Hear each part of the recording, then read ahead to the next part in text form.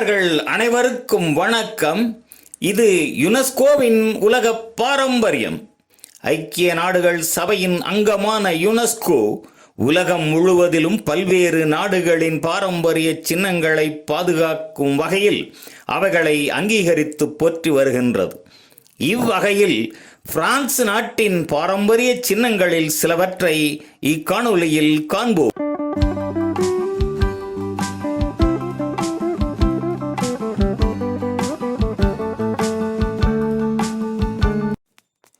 யுனெஸ்கோவின் உலக பாரம்பரியம். பிரான்ஸ் நாட்டிலும் அருகமைந்த பெல்ஜியம் நாட்டிலும் 11ஆம் நூற்றாண்டு முதல் 17ஆம் நூற்றாண்டு வரை நகர பகுதிகளில் அமைக்கப்பட்ட உயரமான மணிக்கூண்டு கட்டிடங்கள் வரலாற்று சான்றுகளாக திகழ்கின்றன. தொன்மையான நெதர்லாந்து நாட்டின் வடக்கு பிரான்ஸ் பகுதியில் 23 மணிக்கூண்டுகளும் பெல்ஜியம் பகுதியில் 33 மணிக்கூண்டுகளும் அமைந்து நகராட்சி நிர்வாகத்தின் அதிகார சின்னமாக விளங்கியதோடு இக்கட்டிட வளாகத்தில் நகராட்சி கருவூலம், நகராட்சி கவுன்சில், கண்காணிப்பு கோபுரம், சிறைச்சாலை முதலியவைகளும் அமைந்திருந்தன. இக்கட்டிடங்களின் கட்டிடக்கலையோடு அக்கால சமூகங்களின் அந்தஸ்து, வாழ்க்கை முறை, கலாச்சாரம் ஆகியவைகளை எடுத்துக்காட்டும் சின்னங்களாகவும் இவைகள் விளங்குகின்றன. அவ்வப்போது நடைபெற்ற ஆயுத போராட்டங்களில் சேதமடைந்து புதுப்பிக்கப்பட்டு இவைகள் தனித்தன்மை காக்கப்பட்டு வருகின்றது.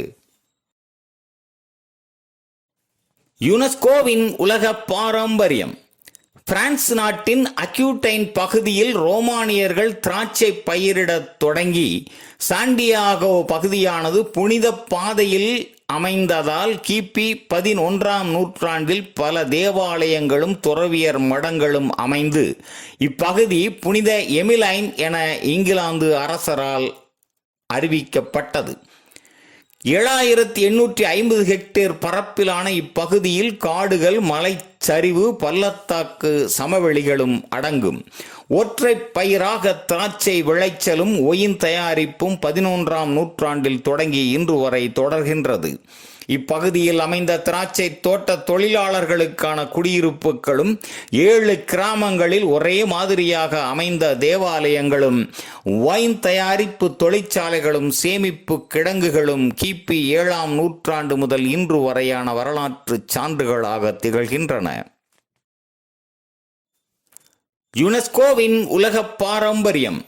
பிரான்ஸ் நாட்டின் நீளமான நதியான லாயிர் ஆற்றின் 280 கிலோமீட்டர் நீள பகுதியில் அமைந்துள்ள லாயிர் பள்ளத்தாக்கானது ஆறு, பாசன நிலம், மக்கள் ஆகியவைகளின் தொடர்புகளை எடுத்துக்காட்டும் கலாச்சார பின்னணி பூமியாக திகழ்கின்றது. கிராமங்களும் திராட்சை தோட்டங்களும் குடியிருப்புகளும் நகர வணிகமும் தனித்தனியாக பண்ணைகளும் அமைந்ததோடு அரசு அதிகாரத்தின் அடையாளமாக கோட்டைகளும் பொழுதுபோக்கு கட்டிடங்களும் ரோமானிய தேவாலயங்களும் பொது கட்டிடங்களும் நிறைந்த பகுதியாக இருந்து வந்தது.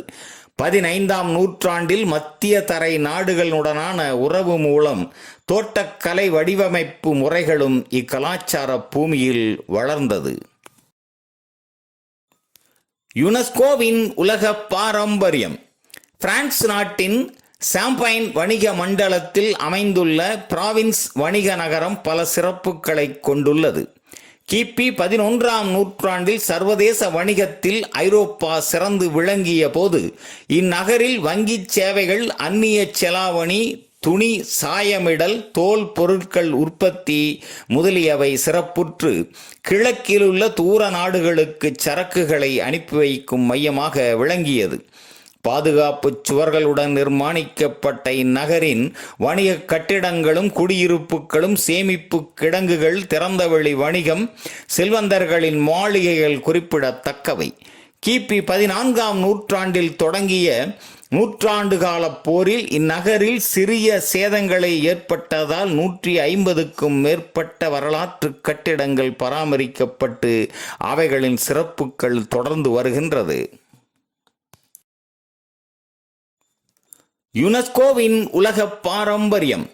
பிரான்ஸ் நாட்டில் நார்மண்டி ஆங்கில கால்வாயில் அமைந்த லீ ஹாவ்ரி நகரமானது இரண்டாம் உலகப் போரில் பெருத்த சேதமடைந்து 1945 ஆண்டு முதல் 1964 ஆண்டு வரை 20 ஆண்டு காலம் மீட்டுருவாக்கம் செய்யப்பட்டு வரலாற்றில் தனித்து விளங்குகின்றது. மீட்டுருவாக்கம் செய்யப்பட்ட பல நகரங்களில் நிர்வாகம், வணிகம், கலாச்சாரத்தில் தனித்தன்மையுடன் விளங்கும் இந்நகரமானது நவீன நகரமைப்புகளுடனும் தயார்நிலை கான்கிரீட்டுகளுடனும் ஒருங்கிணைந்த திட்ட செயல்பாட்டுடனும் அமைக்கப்பட்ட சிறப்பை பெற்றிருக்கின்றது. 133 ஹெக்டேர் பரப்பளவில் அமைந்த இந்நகரில் பெரிய அளவிலான சதுக்கங்களும் கட்டிடங்களும் உள்ளதோடு சிறிய தெருக்களும் குடியிருப்புகளும் உண்டு. இந்நகரின் மிகச்சிறந்த நினைவு கட்டிடமாக 143 மீட்டர் நீளமும் 70 மீட்டர் உயரத்துடனும் அமைந்த 18 மாடிகள் கொண்ட நகர்மன்ற கட்டிடம் போற்றப்படுகின்றது. நன்று நண்பர்களே, பிரான்ஸ் நாட்டின் மற்ற பாரம்பரிய சின்னங்களை பிறிதொரு காணொளியில் காண்போம். நன்றி, வணக்கம்.